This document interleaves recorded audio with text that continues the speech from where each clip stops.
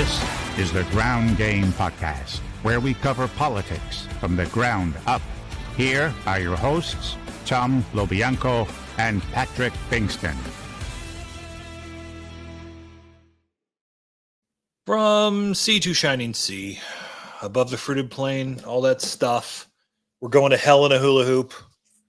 It's the Ground Game Podcast. I'm Patrick Pfingsten. Tom LoBianco's over there. Yo.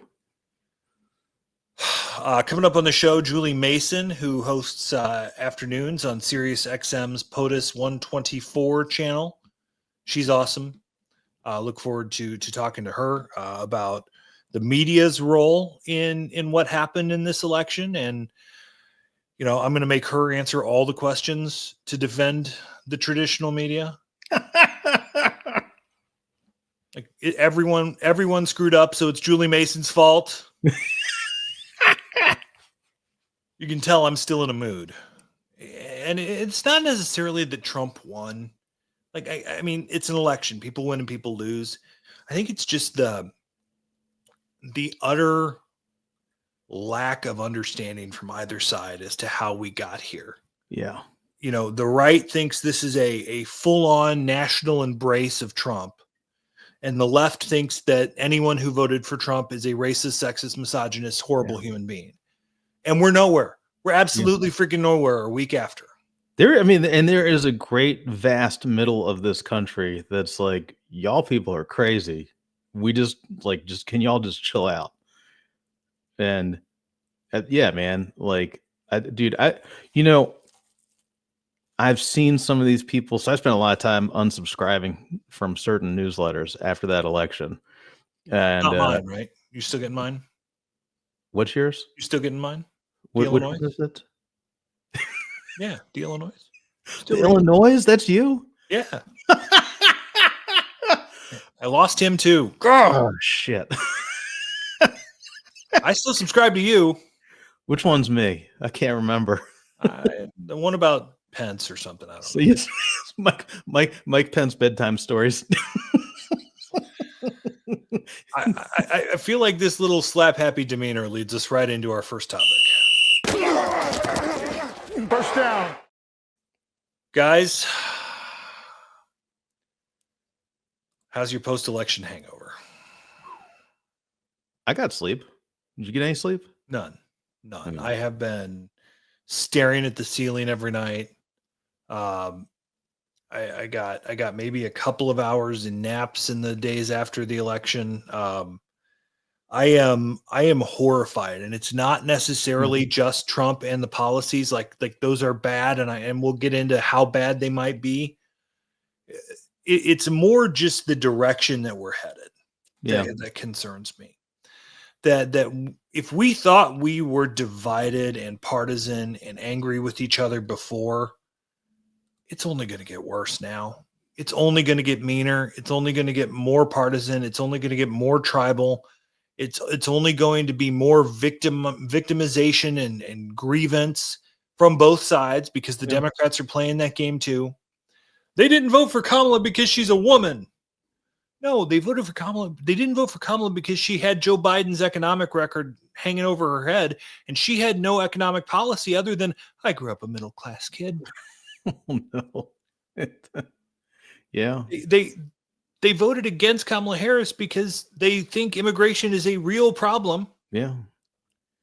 And she had Joe Biden's lack of action on the border until an hour ago hanging over her head.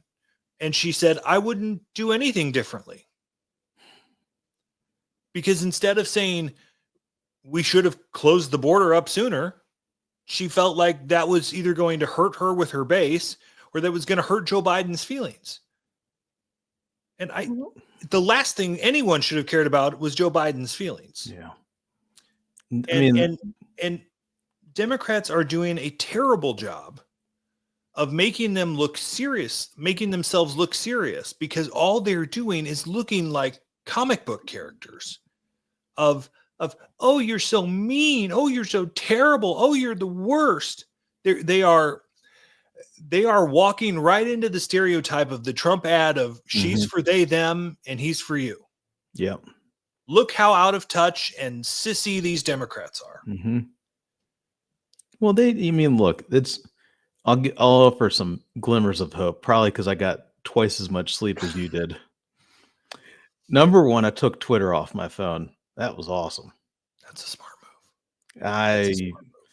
I got like this much bandwidth back. It was awesome. It was fantastic. I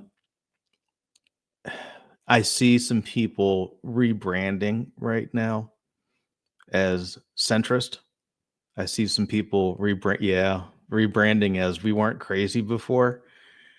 Now, while that is obvious grift, and Lord knows our industries are larded with grift. I mean, that's the kind of the baseline operating.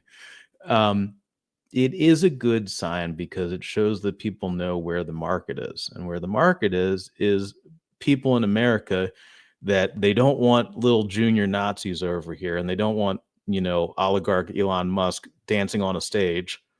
And they also don't want, Kamala Harris scolding them constantly about how much they don't understand how good they have it right now. And there's this whole big middle of the country right now. And the smart ones, and I think we're still takes people time to adapt to technology and to things that we've seen. I think people are still adapting right now. Now, I mean, I will put on my told you so hat. All right. We've been here the entire time. We've had people, look, I've worked at places before where they're like, well, why don't you go interview Marjorie Taylor Greene? I'm like, well, because there's not enough Jewish space lasers in orbit right now. That's why. I think we need more. We've been here the whole friggin' time. And so you know what? To all those other people, welcome to the party. It's second down. So Donald Trump is starting to make some picks for his bootlicker cabinet. Elise Stefanik, who was once a moderate Republican who worked in the George W. Bush administration and has since transformed herself into a pantsuit wearing MAGA princess, is going to be nominated for U.S. Ambassador to the United Nations. Mm-hmm. Tom Homan, did he start the family separations or did he just intensify the family separations? Whichever it was. No, I think he had been inside ICE at that point. I don't know if he was the head of it, but he was the one that that figured out you could do that and said yes. He was the leader of that. Well, he's going to be the border czar. Mm-hmm. Your Secretary of State candidate possibilities are Rick Grinnell, who's nuts, and Vivek Ramaswamy, who's equally nuts. We're continuing we're seeing this list grow, and it's full on grifters, it's full on crazies. What kind of cabinet are we going to see? We're going to get a bunch of Romney people. Grinnell was a Romney person. Vivek was a Romney person. They've all lost their minds since then. I'm like the only Romney Republican left. Let me ask you this, because this is what I'm trying to figure out in my reporting right now. How much of this is just trolling and bluster versus how much of it will actually happen? And that's kind of the trolling and the bluster is on purpose. Fear is a tactic. Threats is a political. We'll get to that. First, though, it's like, how bad could this cabinet get? Look, you're not going to have. Well, no, maybe you will. You're going to have Brainworm in there somewhere. He's never going to get through a Senate confirmation. Never. He'll have a job, but he's never going to get like HHS. Could. Unless they get the recess appointments, which is another issue. I think that we're starting to see the parameters of where the guardrails are. What guardrails are with who? Place. With who? It's not with the Senate. No. Well, the House, even if the House had integrity, they can't tie their own shoes if the Republicans still have the majority. Trump's got the courts, or at least the Supreme Court. No, he does. No. He's got 6-3 on the Supreme Court. No, I can't remember legal to do whatever the hell he wants as long as they say it's an official act. He can Well, do look, whatever he wants. I mean, look, you're guaranteed that January 6th will never be adjudicated. Guaranteed, unfortunately. And that Georgia really will never be adjudicated. The classified documents cover up will never be adjudicated. He is getting off scot-free because he controls the system now. Yeah. Yeah. Yay. And Jack Smith is like, all right, guys, I'm done. I'll see you. Matt Whitaker may be Attorney General. He spoke at the Republican Day at the Illinois State Fair this summer, and it was like he was on another planet. It's like, what world did you live in 4 years ago? Well, don't forget that, part of the reason this ended up this way was because that dominant, as made this point before, the conservative media is now the mainstream media. They dominate. There's partisan media that dominates what people see in front of them. So when Matt Whitaker's talking to that crowd, they don't think he's from another planet. Now, we know better because we deal in accuracy and facts and reality. He's bald. He does not have a carrot top fro going on. All right. He may not look like a clown, but he sounds like one. I did not say that. I said that. But I stand by what I said. I said.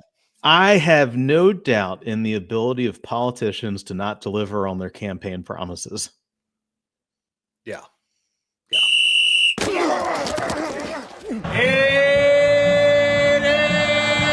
is third down. All right, you've hinted at this twice now, even though we had it down on the list. So I'm just going to let you roll right into it. What can Trump actually do? All right. Okay. Deportations. That's probably right at the top of the list right now. Now, can you do the? And I'm going to write about this later at the 24/7 over at 24site News. And guys, make sure you sign up for it. 24site.news 24SIGHT.news. Alien Enemies Act, 1/4 of the Alien and Sedition Act, the one that stayed in place. If you are going to arbitrarily decide that you want to get rid of somebody in the country, it has to be determined that that it is from a country that is at war with the U.S. So there needs to be some kind of determination of war, and that would be via the House. I don't think arbitrary deportations will happen. And even if they did, it can be adjudicated. That goes through the courts. And we certainly know a lot of the liberal groups, left of center, the Brennan Center, and everyone, they're lined up already. Okay. Ready to work on Which is great. things. Adjudicated when we've already shipped American citizens to Venezuela.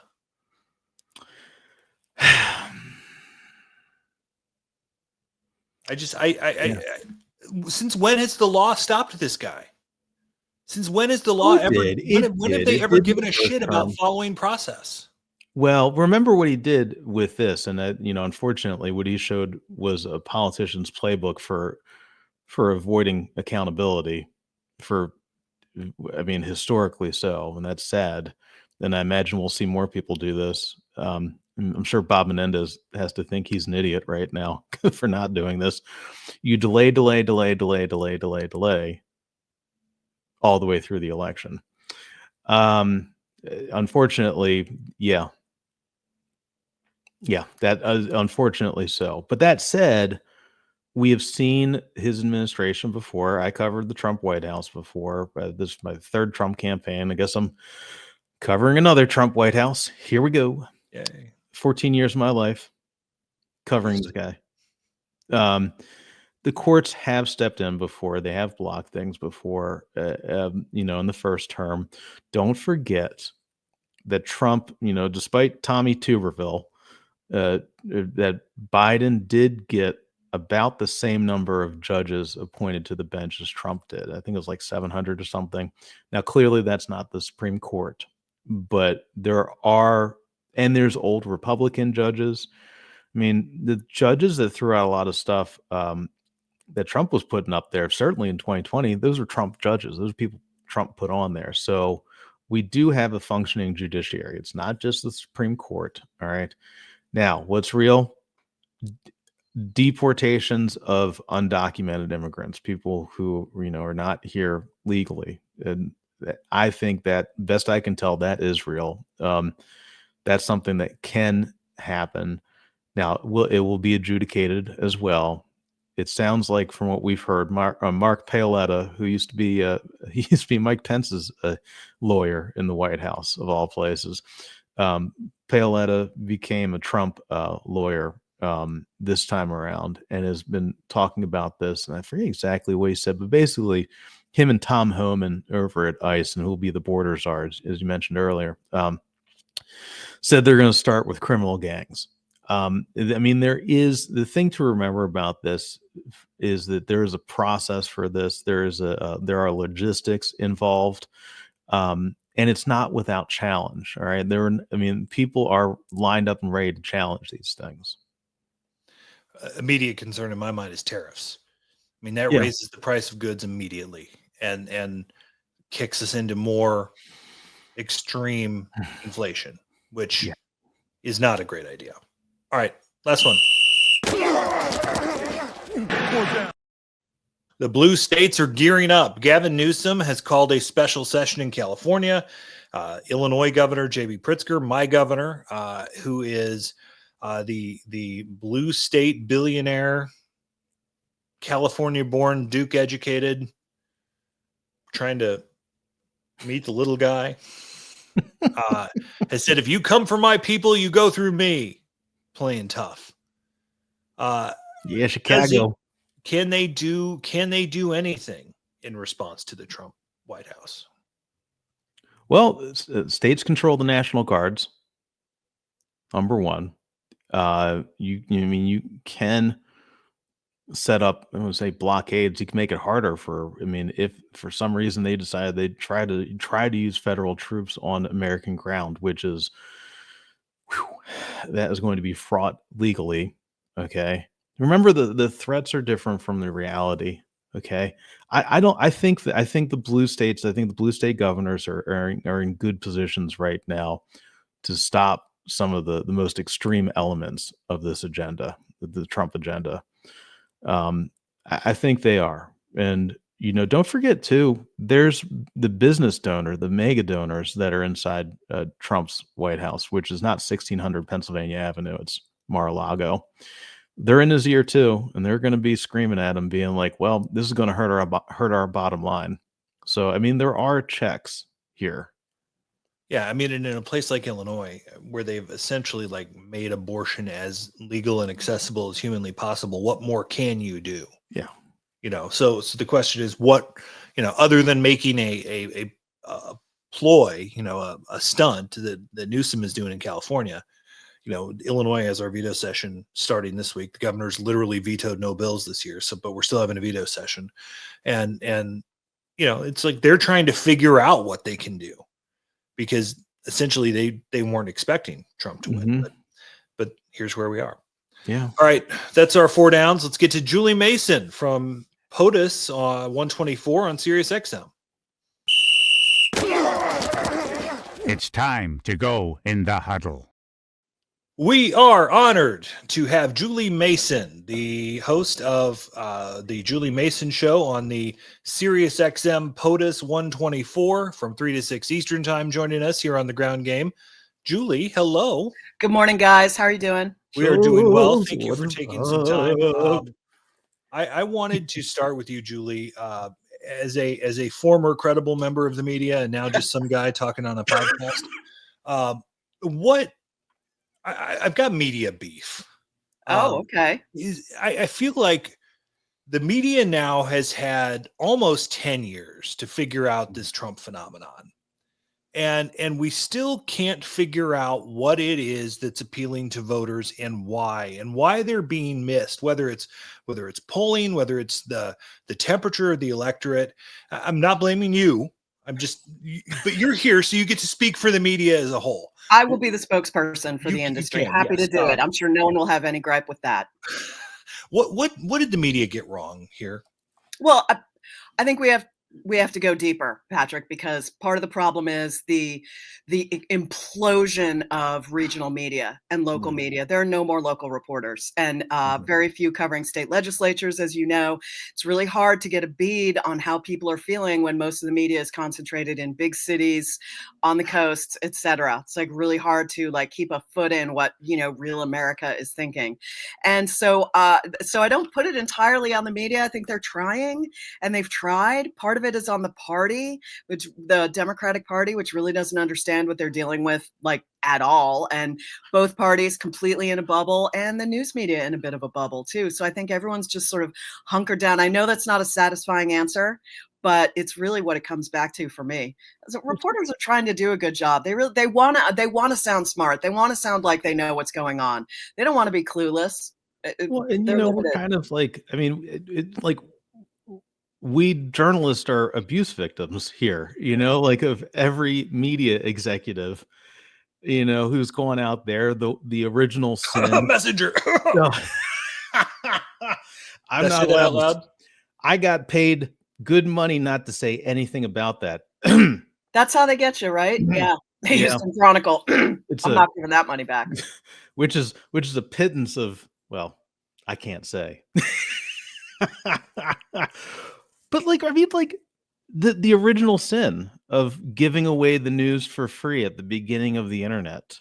Yeah. And I was thinking back to like every election, there would be a new social media advisor who would come into each newsroom I was working in, telling us all about all this great stuff that's going to happen, all the great traffic.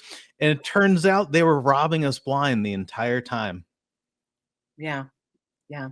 Parasites on the industry. And now the industry is a shell of what it used to be. More layoffs coming, et cetera, et cetera. So yeah, I get it. I get everyone's mad at the news media, but can only do so much.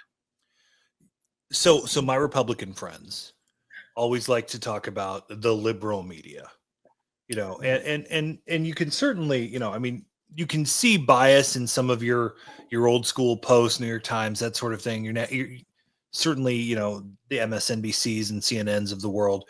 But the reality here is that Republicans have built their own right-wing news system. Everything from Fox down to your, on the state level, there are these center square things that are funded by a right-wing group.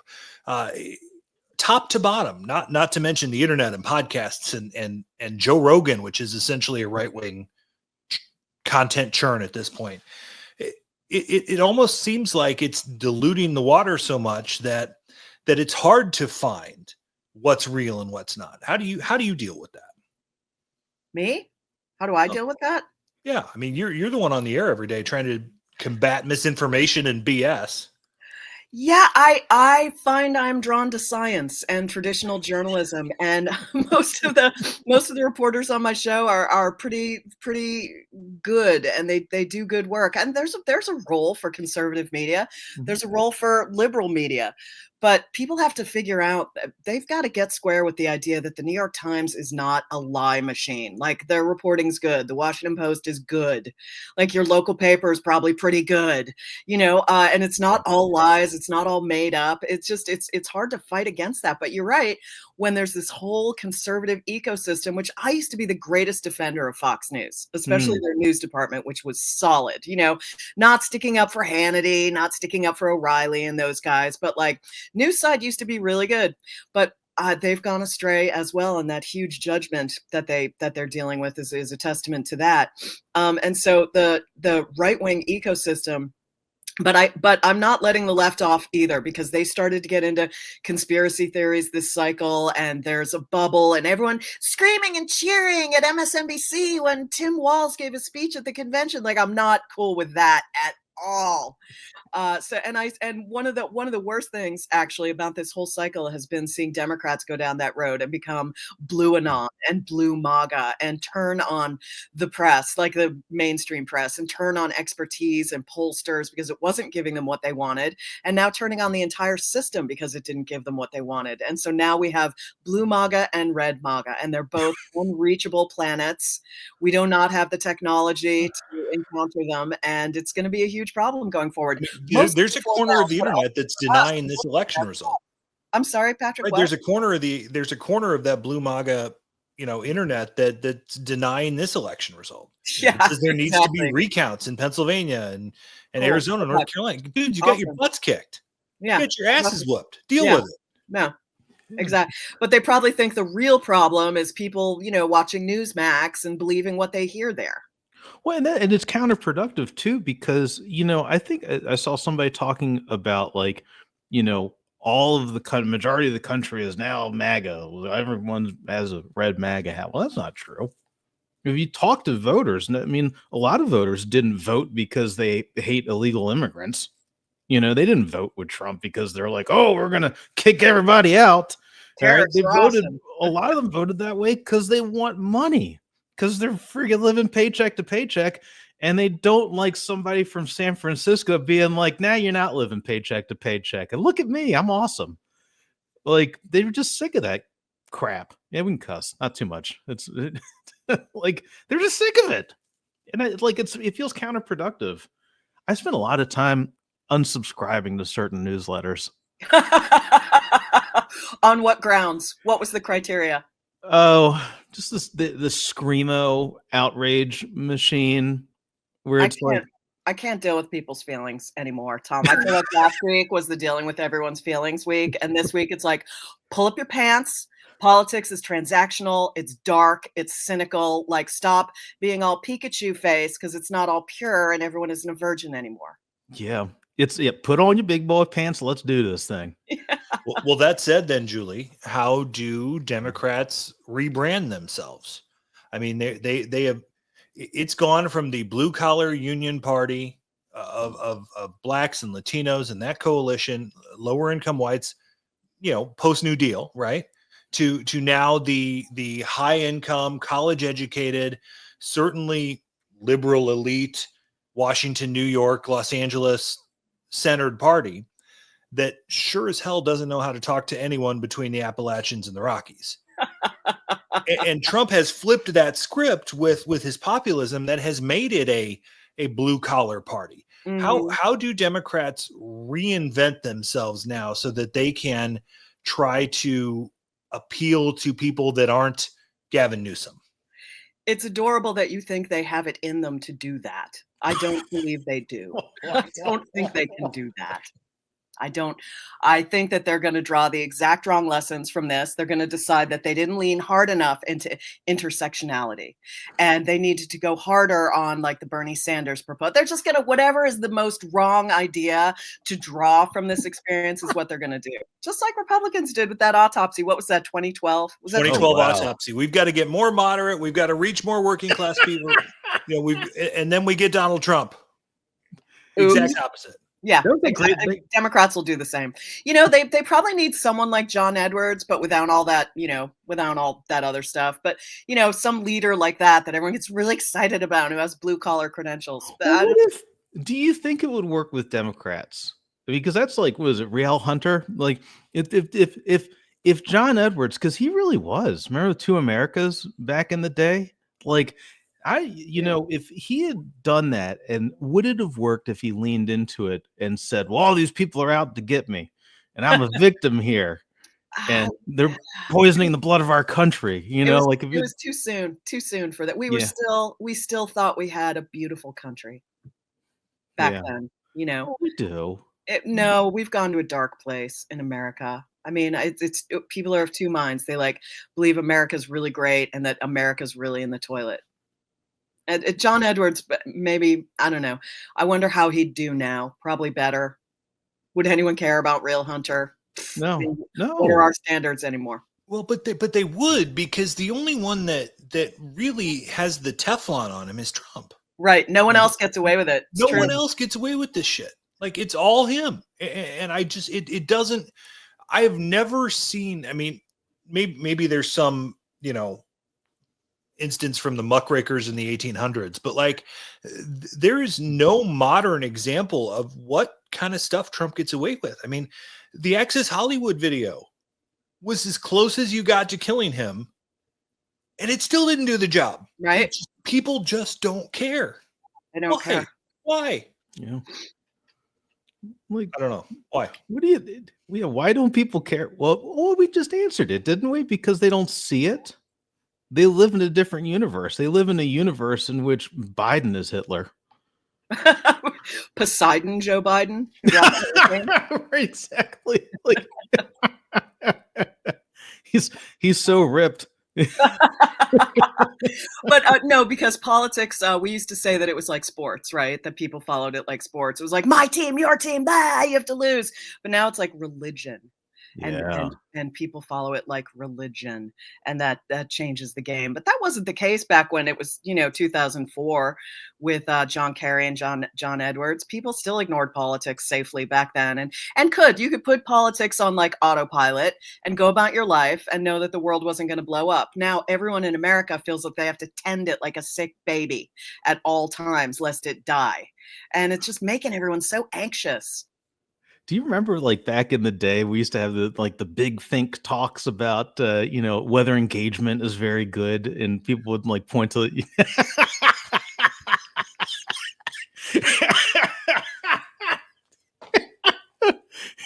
Congrats, America.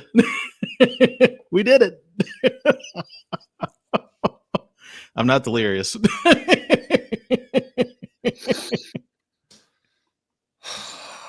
We're off the rails. We're recording this Monday morning and we're off the rails. I know. But I think it all comes back to having reasonable resources for people. Like it's everyone's so in their silo. Everyone's getting their news on TikTok, which God help me if you ever catch me on TikTok, or whether it's the Joe Rogan. This is the biggest podcast in, I don't know if it's the world, but at least the United States. You got millions of people who are learning from this guy that doesn't know a freaking thing. Right. And then we're like, how are people so dumb? How can they not know? It's like, because they're getting their information. That's our information source. So how do we convince people? How do we convince the public that there are real sources of information out there? And all you have to do is open your little Google machine and go find it. I don't know, because giving the people what they want would be a betrayal of news. They seem to want like celebrity content and conspiracy content and like very, very partisan cheerleading. And that's actually not what we do. Someone in the throes of canceling their Washington Post subscription last week told me that they didn't care if those reporters lost their jobs because they never tweeted one nice thing about Kamala Harris. And I was like, what? You think that's a job of Washington Post journalists to tweet one nice thing about Kamala Harris? And she said, yes. And it was like, well, maybe we ought to start with the basics. Maybe just doing our job better isn't going to get it done. Maybe we need to go all the way back to like school and give people some better civics education. Well, I do think that there's look back in the day, right? What was if Elon Musk is the wannabe William Randolph Hearst in this operation? Well, that's where we are. At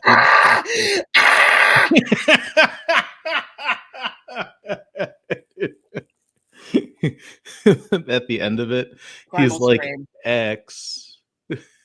If the answer is was Oaks, the Oaks family in the New York Times that says the news that's fit to print, and that in the start of that, out of the end of yellow journalism as society adapted, it does kind of feel like we need to be a little bit less scolds. And I'm, think myself here, write like hard and heavy stuff all the damn time. Like we need some funny pages, we need some. New York Times is doing great because it bought up friggin' Wordle and it makes recipes. Yeah, you got to pay for that now. That was smart. I feel like that would help. A little sugar with the medicine. Mm-hmm. Right? Like, I don't know. Like maybe we'd be comics. Talk about aliens, real aliens, not undocumented immigrants. Like that's what the people want. They're telling us that. But that's not the job of news, though, is it? Well, it's a newspaper. But it doesn't feel like that's we've gone beyond the newspaper world, right? who actually takes a paper? Like, do you guys even get newspapers at your office anymore? Yeah, I mean, I No, but my neighbors do, and I bless them. yeah, and I mean, I subscribe to a ton of journalism from the Times and the Post all the way down to my locals in Illinois. And I'm happy to pay for it because I want to support. I don't want to support like Gannett, but I have to because that's who's paying these people. And I think that goes back to the idiots that were mad at the Washington Post. Don't unsubscribe from the Post. Unsubscribe from Amazon Prime because that's where business. That wouldn't get you the social media credibility, which was the whole point of that protest. Absolutely. So I think it comes back to, yes, we have to pay for good journalism, and we can't just expect it to be free. But then we still have to figure out how to get it in front of people who don't want to pay for it because they're just too lazy to look for good sources. I feel like we're just in this like circular firing squad where we're just doomed to stupidity. Yes. Make me feel better. Yeah. Please make me feel better. Please.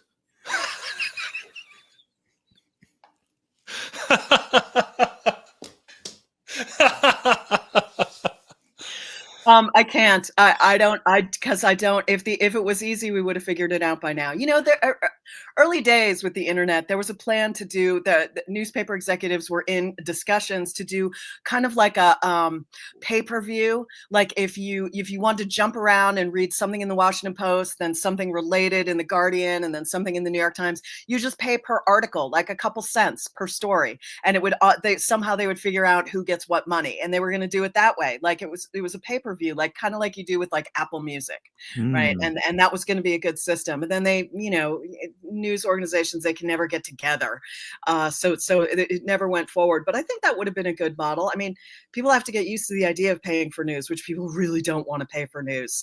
And you know what I hear, like, well, just like start a blog or do a Substack or do a podcast. It's like, because that's really easy, Tom, right? You pay your mortgage with as two Substackers here. We count on people to pay us for these things. Yeah, but they're like, I'll throw you a few bucks if you start a Substack. It's like, yeah, that's about what I'll make, a few bucks with a Substack. You know, people need health insurance and they need to pay for food and housing. News isn't free, but I don't know how we get over that. I have no answers. You know, I do think that there will be, and I've been actually a little bit more like better at marketing and self-promotion by the end of this year. I had a lot of friends texting me, and look, I'll be straight up, like I go into my email list and I look and I see who's reading me and not paying. And I love them all because they're my friends, and I'm like, guys, you know what? Everything, I'm like sitting down here with 20 different text messages, answering all your different questions. I love you. I freaking love you guys. I don't have time for this because I need to make money. Please sign up for my damn thing. Yeah. Help me help independent journalism. Yeah. And it is working, I mean, it's not great. I might get rich off of this thing, at least not yet, but I mean, it does, making the NPR play, support good journalism. That seems to work with people. Right. Everyone's mad at Bezos. They want independent journalism, but they don't. Again, it's like, well, I already paid for a subscription over there. As someone who comes from, who is a credible journalist, like Tom, like you, not like me, since I was a political hacker so many years in between, what's your take on the Substack rise, Julie? Is certainly you've got some really qualified journalists out there. I think Tom's obviously one. Chris Saliza has really grown his Substack his Substack following. Then you've got some crackpots out there too. So obviously it's people have to, your mileage may vary, but is it the feeling of, all right, we're losing the institutions to the center square, or are we seeing a new outlet for journalism in your mind?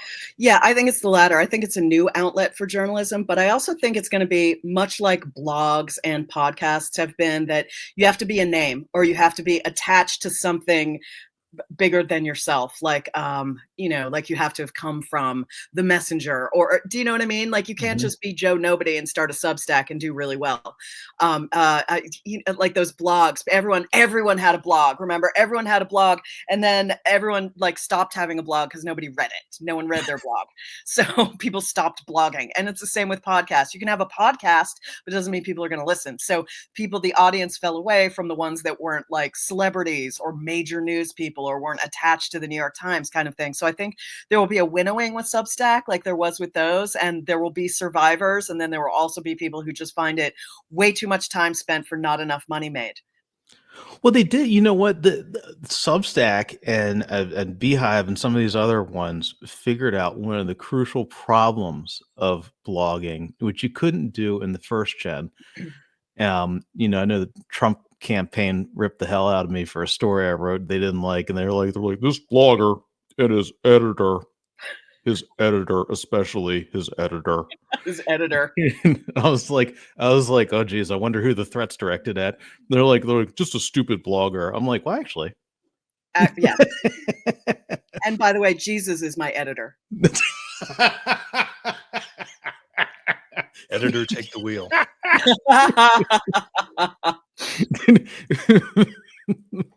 AI doesn't write it. Jesus does. So I want to ask you a radio specific question, Julie, since you do SiriusXM and I do terrestrial radio in the Midwest. And I used to be in print though, so you can ask me anything. I appreciate that. But I think specifically dealing with callers right now has been a bugaboo of mine. Why? Generally because they're stupid. Oh. Well, you get the audience you deserve, Patrick.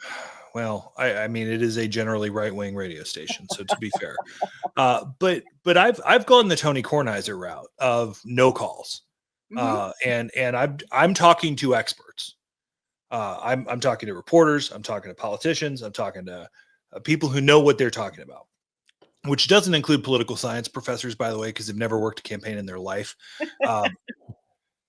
Is there a way to have productive conversations on the radio, whether it's terrestrial like me or satellite like you? My experience with that is mixed. I love talking to the listeners. They're fine. But I hear other hosts, like Dan Abrams is on right before me, and he screams at his callers, screams at them.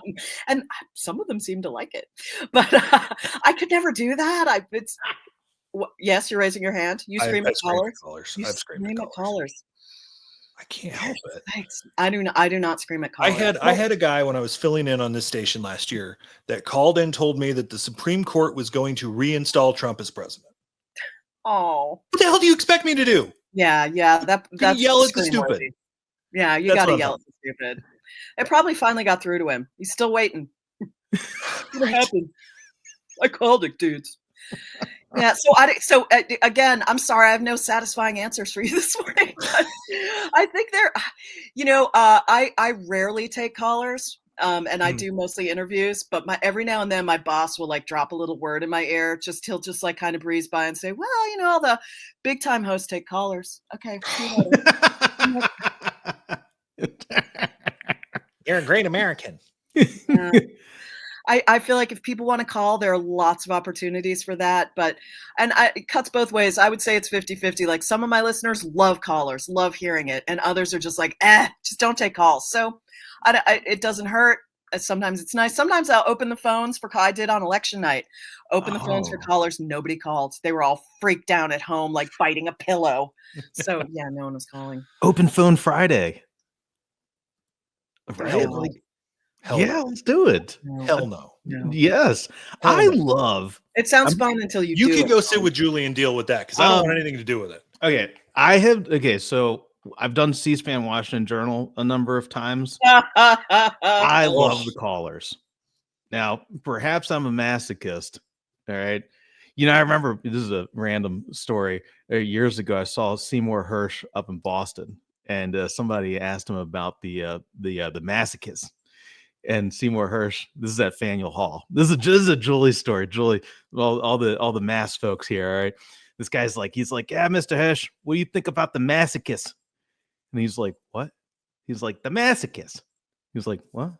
The masochist. The masochist. Yeah. He's like, oh, the My Lai massacre. Oh, okay. Mm-hmm. Masochist. I'm a masochist. Yeah, you all don't right? sound very smart. You can't understand what I'm saying over here. What are you? Masochist. All right, I Julie, love before we let taking you the go call. here, I love hearing from them. And that's what, if Democrats are smart, and I think as reporters we got to do, we got to listen to people. Trump showed up. You know what? I remember we had on the 24 Site podcast months and months ago, Adrian Carrasquillo, very good reporter, understands the Latino community. And he told us, it was back when Warren was still with us, and Warren Rojas, eating free food at the Washington Post while the country burns, which I probably, well, no, I wouldn't do that. I would totally do that. I would totally do that. Let's all go do that. Yeah. Well, let's go get his job. Let's take his job. Yeah. Now. Okay, cool. All right. I'm not Adrian said that Trump's people and the Republicans would show up to like these quinceañeras. They would go there and hang out. At quinceañeras? Yeah. Little 15-year-old, parties. And they would go and hang out. They'd have food. They'd spread food around and whatnot. And the act of being there was essential. The act of being present. And that meshes with, what Mike Madrid told us a little while ago. And we've seen this, that, when for a lot of immigrants and, people, who was that Atlanta Journal-Constitution reporter did that great reporting outside an ICE detention center where the people in line are like, they're like, oh man, I wish I wasn't illegal. I'd definitely vote for Trump because he's not talking about me. That act of showing up is essential. It really is. And if we're talking about, and there's I've heard a lot of people talking about restoring trust. I think about Greg Zeller, who used to be the Attorney General of Indiana. He used to be a mediator. We're split. All right. How do you repair the breach? By showing up. That's what we got to do. We got to show up. I don't expect people to know what the hell's going on with the Supreme Court and will tell me something crazy about how I'm a Satanist because I got a notepad in my hand. Well, maybe ain't never met a Satanist before. Let me tell you about it. All right. Let me tell you about the afterlife. All right. But show up, be present. That's what Trump's people did. And it worked, and the Democrats didn't show up and it did not work. Good stuff. All right, Julie Mason, SiriusXM POTUS channel 124, 3 to 6 Eastern time on weekdays. Worthy of your SiriusXM subscription just for Julie alone. Mm-hmm. Julie, thanks so much for the time. We really appreciate you joining us on the ground game. Thank you, guys. Thanks, Julie. It's time for the second half. Thank you to Julie Mason from SiriusXM. She's awesome. She shares our. Tom's trying to be the optimist, and I think Julie and I are kind of in the same "we're screwed" category. But we appreciate her taking some time for us on the ground game. If you have questions for us, send us a note on the Twitter machine, ground_game_pod. Ooh, also find us, folks, refugees, Blue Sky and Threads too, and sign. I don't know how to use these things. I don't know how to use those. So I took care of it, yo. I don't know what any of those mean. I was on Threads for like a day when it started, and there was nothing there. It was just like rehash. There's real humans on Blue Sky, and it's not controlled by an oligarch. Isn't Blue Sky basically Blue MAGA stuff where I just don't really want to hear that echo chamber? I don't want to listen. A lot of weirdness over there for sure, but it's good. It's normal. It's not. Yes. It's all right. Here's our first question. Who is next in line for Democrats? Oh.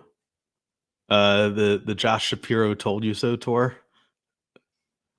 But see, I was talking about this earlier today. Must have been on the radio. Who's the Democrat that relates to what they need to do right now, which is talk to blue collar people? I think Gavin Newsom.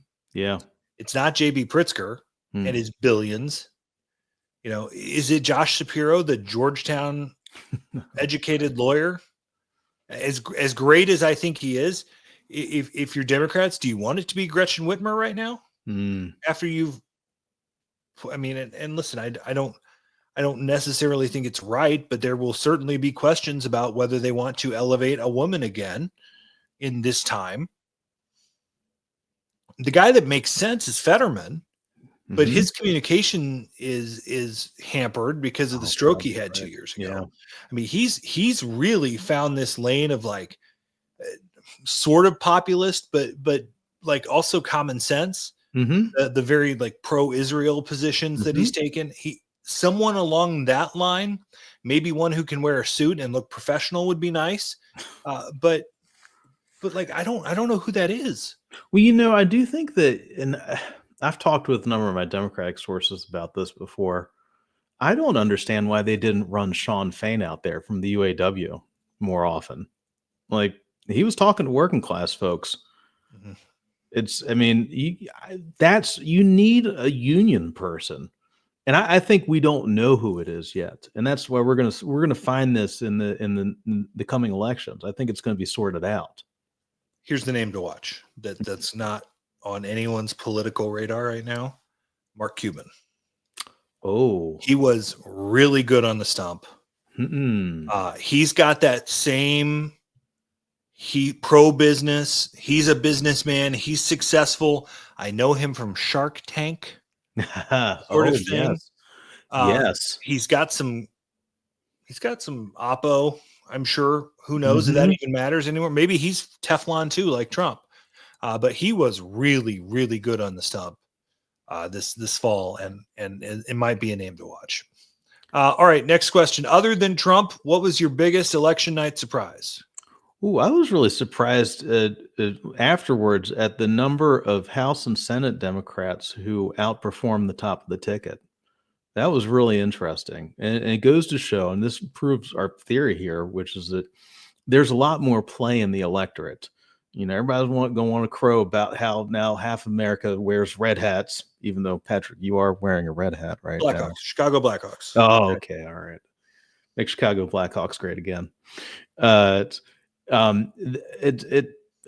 a lot more play in the electorate. I thought that was very fascinating. Look, Tammy Baldwin, Slotkin, even Ruben Gallego squeezed it out down there. It was interesting because I got a poll for the single contested Illinois congressional race, and it showed Eric Sorensen, who is a marginal freshman, right? Who up in the Quad Cities area of Illinois, well outperforming Harris in that poll the weekend or week before the election, and everyone raised their eyebrows at that. Like, there's no way he's outperforming Harris. Totally outperformed her. I would say I am surprised that Dave McCormick won in Pennsylvania, even if Trump won Pennsylvania narrowly. I figured Casey would still get enough split ticket to win that seat. I know there's a lot of talk about recounts and how that may shake out over the next couple of days, but that if there's one person that you would have told me that they're going to lose, I didn't really think it would be Casey. Well, go look at there's a couple states, and there's very fascinating, Blue Havens, or formerly Blue Havens, Virginia and New Jersey, where the numbers got very close for Trump. He improved. I think the margins were only like 6 or 8 points, which you should never have for Democrats, not beforehand. But then go south. Look at how tight Georgia was and North Carolina. Harris performed really well down there, and that to me was very surprising for how poorly she performed in all the other states. Yeah, I mean, I think that's partly, though, that they just put all of their resources into those swing states. I mean, I'm not surprised she performed well in North Carolina and underperformed in New Jersey, because nobody cares about New Jersey. I mean, it shouldn't. Yeah. I mean, does that mean some populist, centrist, Republican-ish guy wins in New Jersey in 2 years? I mean, or Winsome Sears takes on the Trump mantle and wins in Virginia in 2 years? Yes. Maybe she does, but yes, I think so. But I mean, but look where they put so many resources into the blue wall, and it didn't work. And they did put a lot of resources down in North Carolina and Georgia, but those were trending that way. And that to me looks like movement. All right. So if you're the Democrats, all right, and maybe that's, and this runs counter to what we were talking about talking to working class voters.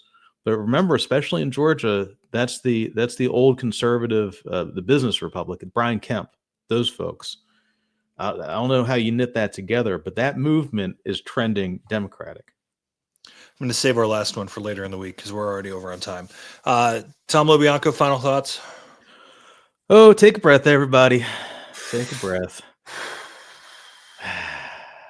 Got this. We got this. I don't feel better. Yeah. I don't feel better. I do. I am an eternal ray of sunshine. All right, guys, click subscribe, share this, make a comment, help us grow with the algorithms, and help us. If you get this on Twitter, hit the retweet so you can get it out and share it with your folks. We appreciate all of your support as we're kicking off our fledgling podcast here over the first few weeks, and we've had an interesting election to do it, and we're going to keep doing our best to sort through it. Thanks so much for joining us. This is the Ground Game Podcast. See you guys. Peace.